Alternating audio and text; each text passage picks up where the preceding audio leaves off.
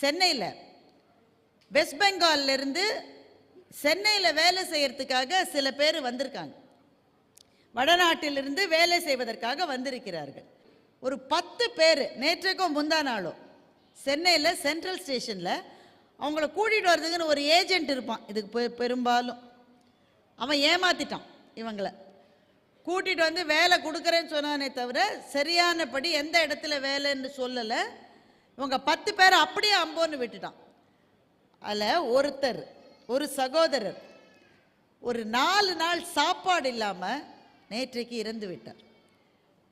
இந்த நியூஸ் பேப்பரில் வந்தது. இது அப்படியே இதயத்தை உருக்குகிற விஷயம். பட்டினியால் இறப்பது என்பது நம்முடைய தலைமுறையில் நாம் பெரும்பாலும் பார்க்கல. ஆனால் நீங்கள் நம்முடைய வரலாற்றை கொஞ்சம் நீங்கள் பார்த்துக்கிட்டே வந்தீங்கன்னா பல முறை இது நடந்திருக்கிறது. த கிரேட் மெட்ராஸ் ஃபேமின் என்று சொல்லப்படுகின்ற மாபெரும் பஞ்சம் 1800களினுடைய இறுதியிலே இந்தியா முழுக்க சூறாவளி மாதிரி சுற்றி அடித்திருக்கிறது. அதில் ரொம்ப சுவாரஸ்யமான ஒரு விஷயம் உண்டு. இந்த பஞ்சம் வந்து இறந்தவர்களினுடைய படத்தை கூட நீங்கள் பார்த்துறாதீங்க. அந்த படங்கள் இருக்கு, அப்போவே ஃபோட்டோகிராஃபி வர ஆரம்பிச்சிருச்சு. அந்த படத்தை பார்த்தாலே அப்படியே முதுகு தண்டை சில்லிடும். ஏன்னா உடம்புல அந்த எலும்பு மாத்திரம்தான் இருக்கும் அவனுக்கு.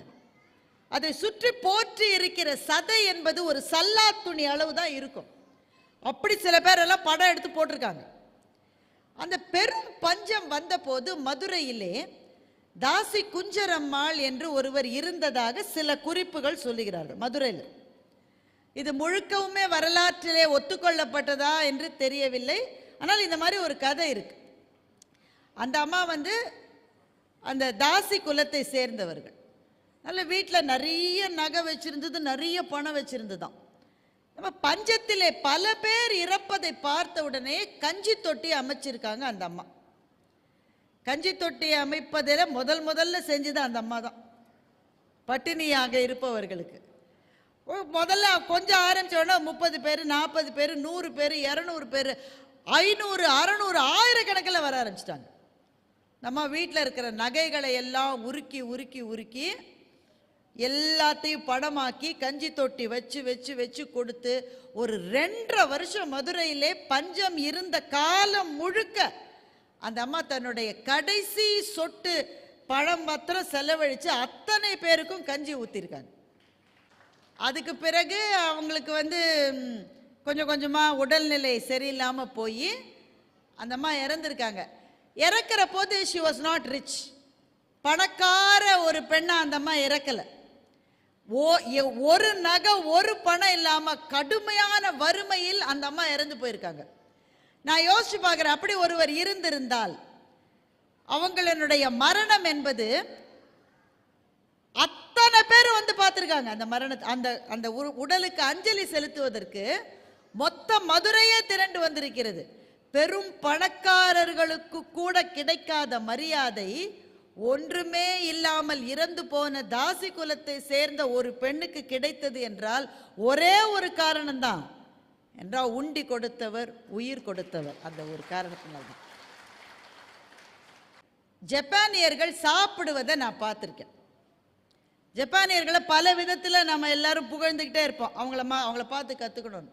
அவங்கள பார்த்து முக்கியமாக நாம் கற்றுக்கொள்ள வேண்டிய ஒரு பெரும் பாடம் இருக்கிறது. என்ன பாடம்னாக்க, அவங்க சாப்பிட்ற விதத்தை நீங்கள் அதை பற்றி படித்து பாருங்கள், கூகுள் பண்ணுங்க. நீங்கள் முதல் விஷயம் என்ன தெரியுமா?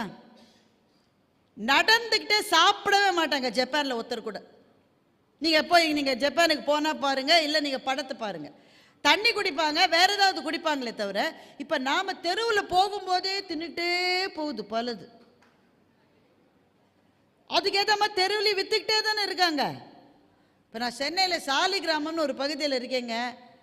அதை ஏன் சொல்கிறேன்னா, அங்கே வந்துடாதீங்க, அதுக்காக சொல்கிறேன்.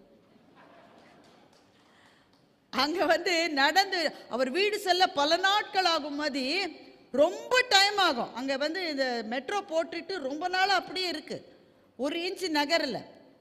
ஆனால் மனுஷன் போக முடியாது, 2 வீலர் போக முடியாது, காரு போக முடியாது, பஸ்ஸு நின்று போகும். அத்தனையும் அங்கேயே நின்னாலும் அங்க நிக்காம நடக்கிற ஒரே விஷயம் சாப்பாட்டு வியாபாரம்.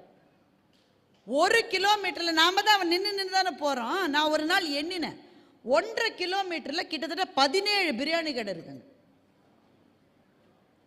சத்தியங்க, நீங்க வேணா வந்து சாலிகிராமத்துக்கு வந்து எண்ணி பாருங்க.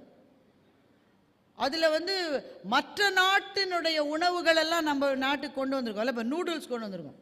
எதை கொண்டு வந்தாலும் நம்ம ஊர் சுவையை உள்ள சேர்த்துருவோம். இந்த சைனாக்காரன் நம்ம ஊர்ல நூடுல்ஸ் சாப்பிட்டா கிட்டத்தட்ட இறந்துருவான். ஏண்டா இதுக்கு பேரடா நூடுல்ஸ், அவனால் நம்ப முடியாது. அது பேர் நூடுல்ஸ். ஆனால் நாம் என்ன செய்வோம், நாம் போடுற கொஞ்சம் மஞ்சள் பொடியை போட்டு அதில் கொஞ்சம் மிளகாவை அரைச்சி போட்டு நாம் சேர்க்குற உப்பு, எப்பவுமே உப்பு நம்மளுடைய உணவில் ரொம்ப அதிகம். உப்பை அள்ளி கொட்டி அது மேலே முடிஞ்சால் கொஞ்சம் காரக்குழம்பையும் விட்டு, அதுக்கு பேர் மட்டும் நூடுல்ஸ். ஆனால் இப்படி விதவிதமாக நான் பார்க்க அத்தனை பேரும், நிறைய பேர் ஐடியில் ஒர்க் பண்ணுறவங்க தான். நாங்கள் எல்லாம் அந்த முதுகில் பின்னாடி ஒன்றத்தை மாட்டிக்கிட்டு அங்கே ஒரு பைக்கை நிறுத்தி வச்சுட்டு அந்த ஹெல்மெட்டை அந்த பைக்லேயே பெட்ரோல் டேங்க் மேலே வச்சுக்கிட்டு தெருவுலேயே தான் சாப்பிட்றாங்க. நீங்கள் இதே மாதிரி ஜப்பானில் ஒரு ஆளை கூட நீங்கள் பார்க்க முடியாது. தண்ணீர் குடிப்பாங்களே தவிர தெருவிலே அவர்கள் நின்று சாப்பிடுவதே கிடையாது. அதுக்கு என்ன காரணம் என்றால், உணவுக்கான மரியாதை அது இல்லை என்பது அவர்களினுடைய கலாச்சாரத்தினுடைய ஒரு பகுதி. இப்போ வேறு வழி இல்லாதவங்க நம்ம ஊரில் என்ன செய்வாங்க, ஆஃபீஸ்லேருந்து வராங்க, வீட்டில் யாரும் இருக்க மாட்டாங்க, வழியில் தாங்க சாப்பிட்ணும். ஆனால் அந்த உணவுக்கான மரியாதை அது அல்ல. ஜப்பானியர்கள் ரெண்டாவது என்ன பண்ணுவாங்க, அவர்களுடைய வீடுகளில் டைனிங் டேபிள் இருந்தால் கூட விருந்துகள் வருகிற போது தாழ்வான மேஜைகளை போட்டு தரையில் உட்காந்துட்டு தான் சாப்பிடுவாங்க. முதல்ல அவங்களால தரையில் உட்காந்துட்டு எந்திரிக்க முடியுது, அதுக்கே அவங்கள நம்ம பாராட்டணும். நம்ம ஊரில் தரையில் உட்காந்துருது, எழுப்பி விட 7 பேர் வந்திருக்கும். வயசு ரொம்ப இல்லை, முதியவர்களாக இருந்தால் நம்ம எழுப்பி விடலாம். வயசு ஆள இப்போதான் சில இளந்தாரி பையனா இருக்கான், தரையில் உட்காருது நினைச்சு கூட அவனால பார்க்க முடியாது.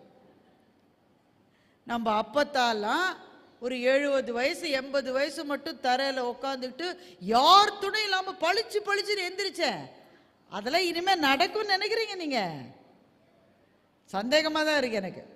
ஜப்பானியர்களை பார்த்தீங்கன்னா அவங்க உணவிலேயே அதிகமான ஆயில் கண்டென்ட் கிடையாது. அதனால் கீழே உட்காடுறாங்க, எந்திரிக்கிறாங்க, தரையில் உட்காந்து தான் சாப்பிட்றாங்க.